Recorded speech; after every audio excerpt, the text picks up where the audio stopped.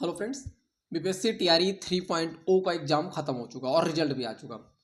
आशा और उम्मीद करता हूं कि इस रिजल्ट के बाद आपका हुआ है या फिर नहीं हुआ है, इससे बाहर निकल चुके होंगे।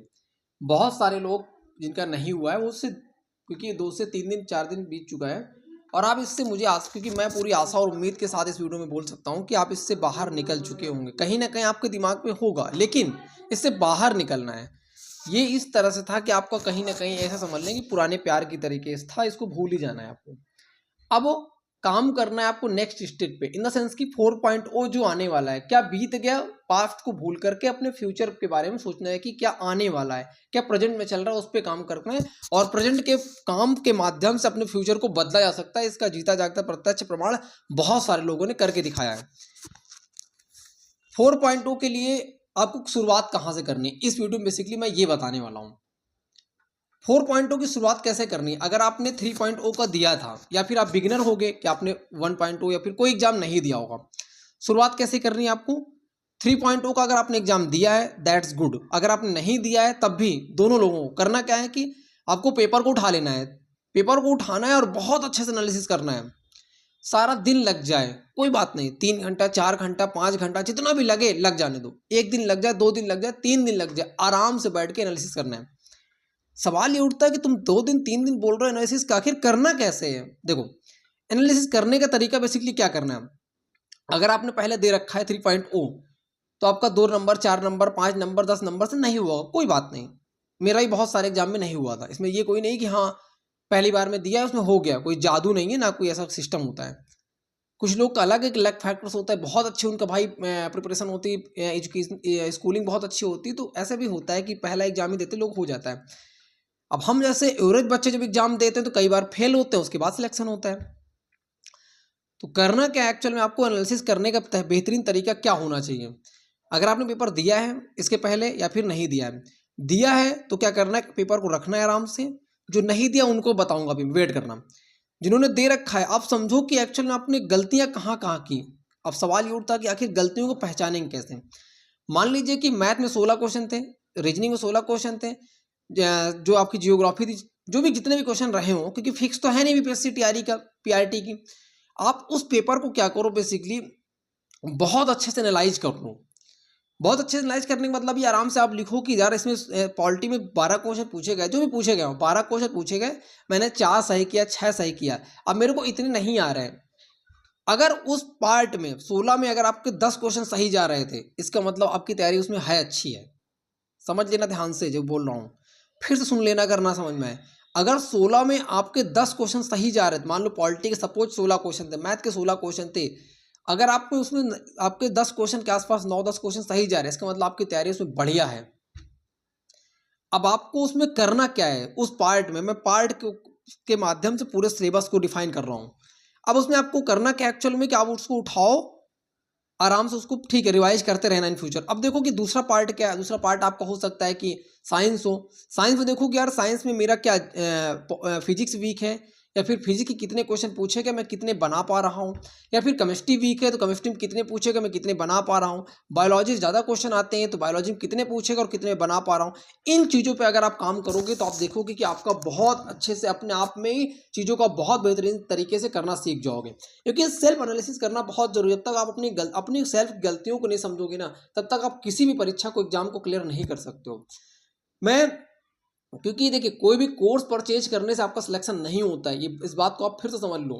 मैं प्रत्यक्ष प्रमाण हूं और किसी भी कोर्स को नहीं परचेज किया हूं, और बिना किसी कोर्स को परचेज किए सेल्फ स्टडी के माध्यम से एग्जाम को क्लियर किया हूं, आपको मैंने दिखाया है। तो बेसिकली यही चीजें करनी है आपको। अब पूरे पार्ट को समझो। और दूसरी चीज, 2 सब्जेक्ट बहुत स्ट्रांग करना। मैंने बहुत बार आपसे बोला है, फिर से बोल रहा हूँ। एक्सक्यूज मत देना कि यार लड़की हूँ मेरी मैथ वीक है, मैं लड़की हूँ या लड़का हूँ मेरी मैथ वीक है, रीजनिंग वीक है। अभी आपके पास समय है। 4 से 5 महीना आपको बहुत बेहतरीन तरीके से मिलेंगे, और 4 से 5 महीना अपने आप को स्मार्ट बनाने में, यानी अगर आपकी तैयारी अच्छी है, आपने चीज़ों को पढ़ रखा है, तो अपने आप को स्मार्ट बनाने के लिए बहुत होता है। अब 4 से 5 महीना आपके पास है, और 2 सब्जेक्ट जिसको मैं बोलता हूँ कि आपको 90% मार्क्स गेन करना उसमें, वो है मैथ और रीजनिंग। 16 क्वेश्चन पूछे जाते हैं और मैथ और रीजनिंग दोनों नॉर्मली आती है। खासकर बीपीएससी की बात मैं कर रहा हूँ। क्यों? क्योंकि मैथ अगर आपको ठीक ठाक अगर आपने सीख ली ना, क्योंकि बताता हूँ क्यों ना मैथ में अच्छा स्कोर किया जा सकता है। एक फिक्स पैटर्न है। मान लीजिए नंबर सिस्टम चैप्टर उसमें 8 टाइप 10 टाइप के सवाल, तो वही 10 टाइप बनेंगे, बस नंबरों को घुमा फिरा के खेलना है उनको। और प्राइमरी की बात करूँ तो बहुत हाई लेवल की मैथ पूछी नहीं जाती है। यही हाल से हम रीजनिंग में कर रहे हैं आपको। इन चीज़ों अगर आप बेहतरीन तरीके से काम करोगे तो आप देखोगे कि बहुत अच्छे से आप मार्क्स को इम्प्रूवमेंट दे पाओगे। अब ये चीज़ें हुई तो उनकी जो उन्होंने पेपर दे रखा था। अब सवाल ये उठता है कि मानसू भाई वो क्या कह रहे हैं जो बिगिनर है, बिगिनर इन द सेंस कि अभी उनका पीटीसी कंप्लीट हुआ है, या फिर किसी कारणवश उन्होंने 1.0 दे रखा था, इसके बाद उन्होंने दिया ही नहीं बीच में, या फिर पहली बार ही देने जा रहे हैं 4.0, तो उनको बेसिकली क्या करना है 4.0 के लिए। 4.0 के लिए क्या करो, आप आराम से पहले पुराने पेपर को देख डालो, चाहे 1.0 का देख डालो। सबसे जो बेस्ट तरीका आपके पास होगा वो 3.0 जो लेटेस्ट हुआ है अभी, जो लीक के बाद री एग्जाम वाला, उसको देख डालो। आप उसको देखोगे तो आपको एक पैटर्न समझ में आ जाएगा, क्योंकि हमें एग्जाम निकालना है ना, कि हमें ज्ञानी नहीं बनना है, हमें किसी भी चीज़ में पीएचडी नहीं करना है कि ये किताब वो किताब वो किताब ये किताब अलमारी भर जाए पता लगा एग्जाम नहीं निकलना। हमें एग्जाम निकल लेना इधर से। तो ये चीज़ें करनी है आपको। पेपर को उठाओ आराम। अब पेपर मिलेगा कहाँ, ये सवाल उठता है, बहुत सारे को सवाल में उठता है। कोई भी ऑनलाइन प्लेटफॉर्म के माध्यम से आप उस पेपर को खोज सकते हो। कहीं नहीं मिल रहा है, यूट्यूब पे सर्च कर लो, तो बीपीएससी टीआरई 3.0 प्राइमरी पेपर आ जाएगा आराम से। वीडियो को ऑन करो, किसी भी यूट्यूब चैनल वीडियो को ऑन करो, वीडियो को पॉज करो, एक क्वेश्चन सॉल्व करते चले जाओ, आराम से रफ उठाओ, रफ में नंबरिंग करो 1 से 120 तक की। अब उन क्वेश्चन को सॉल्व कर रफ सीट में सॉल्व करके देखते जाओ कौन सा मेरा सही जा रहा है, कौन सा गलत जा रहा है। इस तरीके से भी कर सकते हो। और क्योंकि माइनस मार्किंग है नहीं तो अपने मार्क्स को आप ऐड कर सकते हो। आप समझ सकते हो कि मेरी तैयारी क्या है, क्योंकि अपने स्टैंडर्ड को जब तक आप नहीं समझोगे तब तक आप ये कोर्स खरीदोगे, फिर वो कोर्स खरीदोगे, फिर तीसरा कोर्स खरीदोगे, फिर लगेगा यार इस वाले का नहीं खरीदा था इसलिए नहीं हुआ क्या, इस तरह चोचला चलता रहेगा। पेपर जब आप दोगे सॉल्व करोगे तो आपको 2-3 चीज़ें आपकी क्लियर होगी। पहली चीज़ ये क्लियर होगी, ज़्यादातर एग्जाम में बेसिकली 4 ऑप्शन पूछे जाते हैं, तो आपको ये फेस करने की मतलब एक तरीका आपके दिमाग में आ जाएगा कि आखिर 5 ऑप्शन को सॉल्व कैसे करते हैं। दूसरा एक चीज़ ये आप सीखोगे कि आपको पेपर का पैटर्न पता चलेगा। मैं बहुत ऐसे सारे लोगों को जानता हूँ जिनका बेसिकली नॉलेज का लेवल बहुत ज़्यादा है, लेकिन एग्जाम नहीं निकल पा रहा है, क्योंकि एग्जाम को निकालना, किसी भी एग्जाम का अपना एक पैटर्न है। एसएससी की एग्जाम दोगे उसका अलग पैटर्न है, पीसीएस का एग्जाम का अलग पैटर्न, बिहार पीसीएस का अलग पैटर्न, यूपीएससी का अलग पैटर्न है, रेलवे ग्रुप डी का अलग पैटर्न, एनटीपीसी का अलग पैटर्न है, एलएलपी का अलग पैटर्न है, और वहीं पे यूपीपी का अलग पैटर्न, एसआई का अलग पैटर्न है। हर एग्जाम पूछा वही जाता है, लेकिन पैटर्न अलग है, पूछने का तरीका अलग है सबका।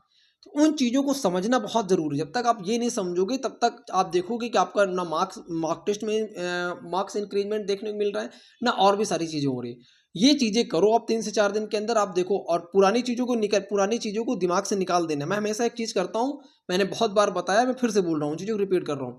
जिस दिन फेल होना है उस दिन शोक दिवस के रूप में मनाना है। हमारी होली और दिवाली उस दिन होती है जिस दिन हमारा रिजल्ट आता है। हमारा शोक दिवस उस दिन होता है जिस दिन हम फेल होते हैं। फेल हो कर ही पास होना है, ठीक है, फेल हो ही कर पास होना है। हम क्योंकि बहुत टॉपर नहीं है, हम एवरेज परिवार से हैं और एवरेज पढ़ने में भी हैं। एवरेज न होते तो कोई अच्छा और कोई बिजनेस कर रहे होते, तो इसलिए नहीं थे, इसलिए पढ़ाई के क्षेत्र में आए, और इसलिए हम क्या कर रहे हैं, इसलिए किसी सरकारी नौकरी की तैयारी कर रहे हैं। तो इन चीज़ों को अगर आप फॉलो करोगे तो मैं गारंटीड कह सकता हूँ कि आने वाले टाइम पे आप बेहतरीन तरीके से चीज़ों कर पाओगे।